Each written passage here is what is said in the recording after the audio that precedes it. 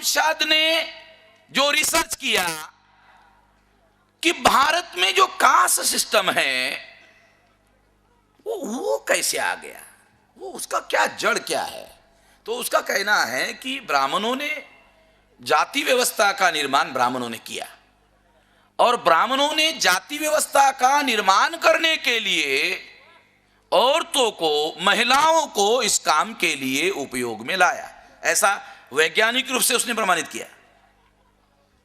और इसलिए केवल महिलाओं को ही सती जाने का जो प्रचलन है वो केवल भारत में क्यों है, तो उसका कहना है इसका संबंध जाति व्यवस्था के साथ में, इंडोगोमी, एक्सोगोमी, अंतर जाति विवाह, अंतर बाह्य जाति विवाह, इसके साथ इसका संबंध है। और इसका संबंध महिलाओं के साथ में है जो कि विवाह का मामला है। जाति व्यवस्था निर्माण करने के लिए उन्होंने महिलाओं का उपयोग किया। तो ये जो रिसर्च है ये केंद्रित है जाति व्यवस्था पर, जाति व्यवस्था के मूल बात को ढूंढने के लिए उन्होंने ये सारा रिसर्च किया, रेस को ढूंढने के लिए, मूल ढूंढने के लिए सारी बातों को उन्होंने रिसर्च किया। तो ये थ्योरी प्रचलन में थी कि आर्य, जिसको मैंने अभी गलत कहा कि ये थ्योरी गलत है, आर्य शब्द के बजाय, आर्य के बजाय अभी यूरेशियन शब्द ज्यादा उपयुक्त है, उचित है, वैज्ञानिक तरीके से प्रूव किया हुआ है। इससे हमारा कोई भी नुकसान नहीं है। आर्य के जगह यूरेशियन शब्द का उपयोग करो, हमारा कोई नुकसान नहीं है, फायदा है। क्या फायदा है? निश्चित है, कंफ्यूजन नहीं है। आर्य के बारे में कंफ्यूजन है।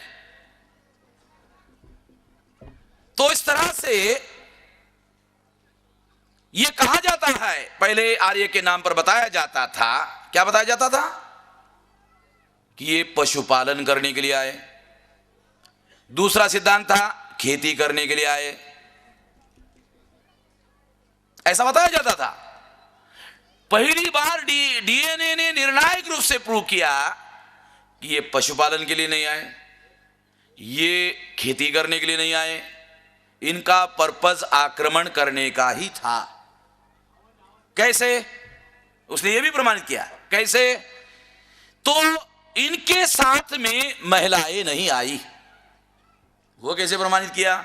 तो उसने माइटोकॉन्ड्रियल डीएनए के आधार पर प्रमाणित किया कि स्त्री के शरीर में जो माइटोकॉन्ड्रियल डीएनए उन्होंने देखा, तो उन्होंने ब्राह्मणों के घरों में जो महिलाएं हैं उनके डीएनए से उसका मेल किया, तो पता चला शेड्यूल कास्ट की महिला का डीएनए, शेड्यूल ट्राइब की महिला का डीएनए, ओबीसी की महिला का डीएनए और ब्राह्मण के घर में जो महिला है उसका डीएनए एक है।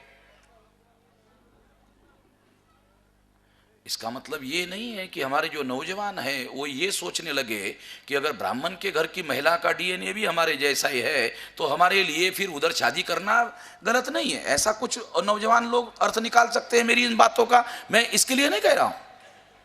हाँ, मतलब मिसयूज को, ये मिसयूज हो सकता है, इसलिए पहले ही मैं इसको रोक लगाने के लिए बोल रहा हूं, नहीं तो इसका मिसयूज किया जा सकता है।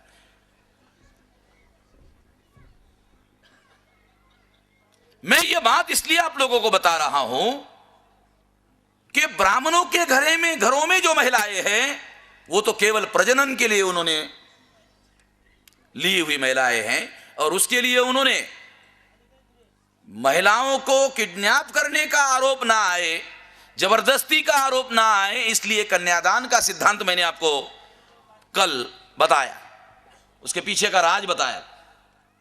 क्योंकि अभी भारत का इतिहास नए सिरे से लिखना होगा, नए तरीके से व्याख्या करनी होगी और व्याख्या करते वक्त डीएनए के जो सिद्धांत है उसको ध्यान में रखते हुए व्याख्या करना होगी। जो व्याख्या डीएनए को कॉन्ट्रडिक्ट करेगी वो अवैज्ञानिक मानी जाएगी, जो व्याख्या डीएनए को अनुकूल मानेगी उस व्याख्या को वैज्ञानिक माना जाएगा। अभी इतिहास की व्याख्या करते वक्त इतना ध्यान रखना होगा, इतना महत्वपूर्ण मामला है ये।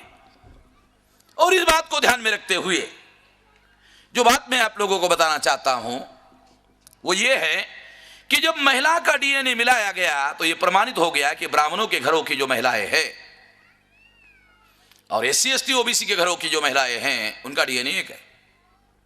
इसे प्रूव हो गया कि ब्राह्मण के घर की महिलाएं जो है वो मूल्यवासी है और ये मूल निवासी होने की वजह से ब्राह्मणों ने अपने शास्त्र लिखे, जिन्होंने लिखे वो जानते थे।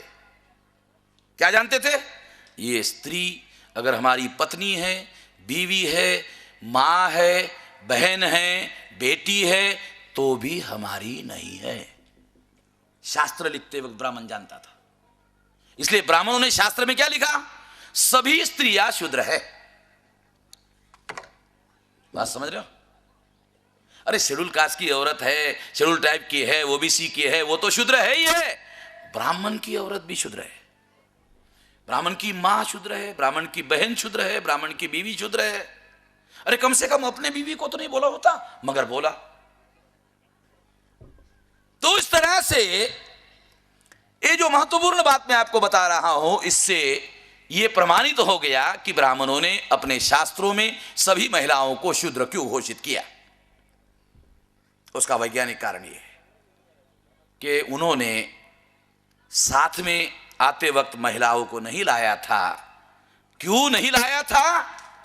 तो आक्रमण करने वाले लोग जब लड़ने के लिए जाते हैं तो महिलाओं को लड़ने के लिए उपयुक्त नहीं पाते, बल्कि लड़ने के लिए अवरोध पैदा होता है महिलाओं की वजह से। ऐसी पुरानी मान्यता है। इसलिए उन्होंने महिलाओं को साथ में नहीं लाया। महिलाओं को साथ में नहीं लाया, इसलिए प्रमाणित हो गया कि आक्रमण करने के लिए आए थे।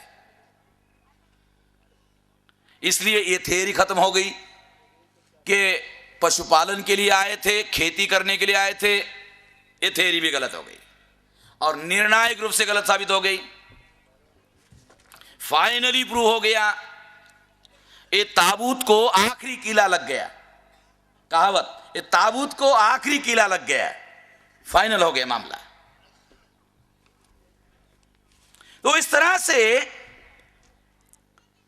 यह प्रमाणित हुआ कि इस देश में अनुसूचित जाति के, जनजाति के, अदर बैकवर्ड क्लास के और जिनको शूद्र कहा गया है, जो मंडल कमीशन में ओबीसी में शामिल नहीं है मगर शूद्र है, वो सारे के सारे लोग, इंक्लूडिंग कायस्थ,